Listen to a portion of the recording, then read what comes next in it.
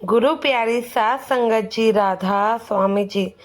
संगत जी, ये तो हम सब जानते हैं, 7 जुलाई के भंडारे के बाद बाबा जी डेरे से कनाडा की ओर निकल गए थे और सदगुरु ने 2 साल बाद जाकर कनाडा की संगत को दर्शन दिए। दर्शन देने के बाद वहाँ पर संगत के साथ सवाल जवाब भी किए हैं जी। संगत जी, जैसे कि मैंने बताया, बाबा जी हर समय हर शहर में जाके अपनी संगत को दर्शन नहीं दे सकते, तो इस बार कनाडा में बाबा जी ने पूरे 2 साल बाद जाके दर्शन दिए थे जी। 20 जुलाई को बाबा जी ने दर्शन के बाद संगत के साथ सवाल जवाब किए। वहाँ पर बहुत ज़्यादा ठंड थी, इसलिए बाबा जी ने एक शॉल भी ले रखा था और 1.5 घंटे का सत्संग वहाँ पर किया था जी। आइए एक एक करके जानते हैं बाबा जी ने वहाँ पर क्या सवाल जवाब किए। एक भाई ने पूछा कि बाबा जी, यहाँ कनाडा में मैं आया था तो मेरे पास नौकरी नहीं थी, अब आपकी कृपा से नौकरी तो मिल गई है, लेकिन जिस जगह पर मैं नौकरी करता हूँ मुझे वहाँ पर शराब बेचनी पड़ती है, तो क्या इससे भी मेरे कर्म बनेंगे? तो बाबा जी ने उसे समझाया, बेटा, कर्म तो हर चीज़ से बनते हैं, सांस लेने से भी बनते हैं, इसलिए जैसे हो कर्म तो सांस लेने से भी बनते हैं, इसलिए आप सोच समझ कर चलिए और कोशिश करिए। अगर आपको कोई बेहतर नौकरी मिल जाए तो, क्योंकि ऐसी जगह पर काम करने से हमारे मन पर भी उन चीज़ों का असर पड़ने लगता है और हम बहक जाते हैं। फिर एक लड़की बाबा जी से कहती है कि बाबा जी, आप आज इतने लंबे समय के बाद हमारे पास आए हो, हम सब आपके लिए उदास हो जाते हैं, आपसे विनती है कि आप यहाँ की विजिट को बढ़ा दो। तो बाबा जी ने समझाया कि बेटा, बाबा तो एक ही है, अब मैं इंडिया होता हूँ तो आप लोग बुलाने लगते हैं, यहाँ होता हूँ तो कोई और देश बुलाने लगता है। बाबे ने तो सारी संगत का ही ख्याल रखना है ना, तो संगत पूरी दुनिया में फैली हुई है, अगर मैं एक ही जगह बार बार जाऊंगा तो बाकी सारी संगत के दर्शन कैसे कर पाऊंगा।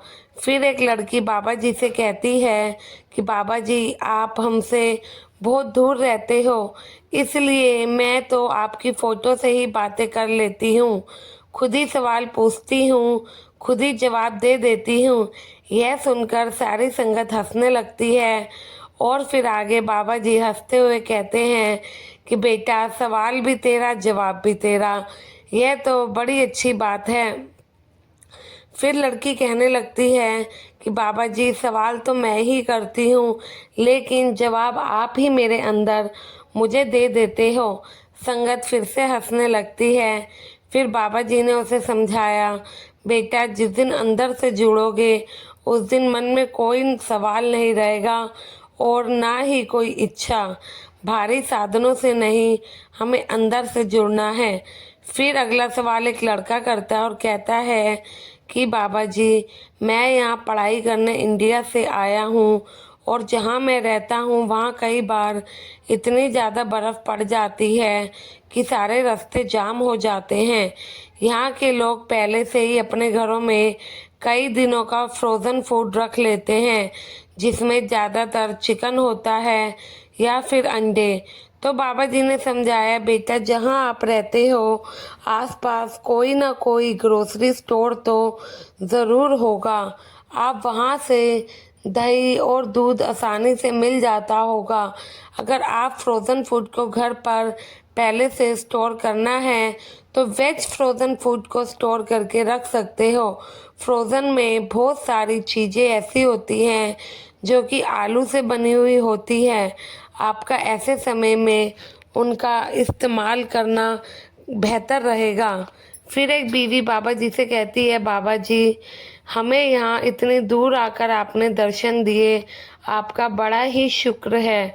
तो बाबा जी ने कहा कि मुझे भी तो अपनी संगत के दर्शन करने होते हैं, इसलिए जब मैं अपनी संगत के दर्शन करता हूँ तो मुझे भी बहुत अच्छा लगता है। फिर एक भाई ने बाबा जी से कहा कि बाबा जी, मेरे जीवन में एक परेशानी होती है, ख़त्म होती है तो दूसरी पहले आ जाती है। एक भी दिन ऐसा नहीं गया कि किसी परेशानी ने पीछा छोड़ा हो। तो बाबा जी ने समझाया कि बेटा, जिसने मुश्किलें या परेशानी नहीं देखी, फिर उसको किसी चीज़ की भी कदर नहीं रहती है। अगर मुश्किलें और परेशानियों से लड़कर हम कुछ हासिल करते हैं तो फिर हम उस चीज़ को बड़ा ही संभाल कर रखते हैं, लेकिन अगर वही चीज़ आसानी से मिल जाए तो हमें उसकी कदर भी नहीं होती है। इसलिए आप मुश्किल वक्त से घबराए नहीं और उनसे कुछ सीखें। सीख कर आगे बढ़ोगे और मालिक पर विश्वास करोगे तो मुश्किलें आसान हो जाएंगी। मुश्किल समय देकर मालिक हमारे कर्मों का हिसाब किताब कर रहा है। एक भाई ने बाबा जी से पूछा कि बाबा जी, मुझे अभी तक नामदान नहीं मिला तो मैं कैसे मालिक की भक्ति करूं? तो सद्गुरु ने कहा, आपको समझाया कि आप जब तक आपको नामदान नहीं मिलता तब तक आप अपने आप। तो सतगुरु कहते हैं, जब तक आपको नामदान नहीं मिलता तब तक आप अपने आप को अभ्यास में पक्का करें और सिमरन पे बैठने की हैबिट बनाएं। इससे आपकी बैठक भी पक्की होगी और जब आपको नामदान मिलेगा तो आपको बैठने में कोई परेशानी भी नहीं आएगी। इतने में एक लड़का बाबा जी से कहता है, बाबा जी, आप बहुत ही ज़्यादा सोने लगते हो। तो बाबा जी ने कहा हंसते हुए, बेटा, ये तो सभी कहते हैं। जब मैं जवानी में था तब तो किसी ने नहीं कहा, लेकिन जैसे ही मैं बूढ़ा हो रहा हूँ वैसे ही सब मुझे ये बोलते हैं कि मैं सुंदर लगता हूँ। तब क्यों किसी ने नहीं कहा? ऐसे ही अगला सवाल एक लेडीज़ करती है और कहती है, बाबा जी, कई जगह ऐसा होता है वेज भी मिलता है और नॉन वेज भी, तो अगर हम वहाँ से वेज खाते हैं तो उससे भी कर्म बनते हैं। तो बाबा जी ने कहा कि हम पे इतने ऑप्शन हैं, फिर हम ऐसी चीज़ें खाते ही क्यों हैं?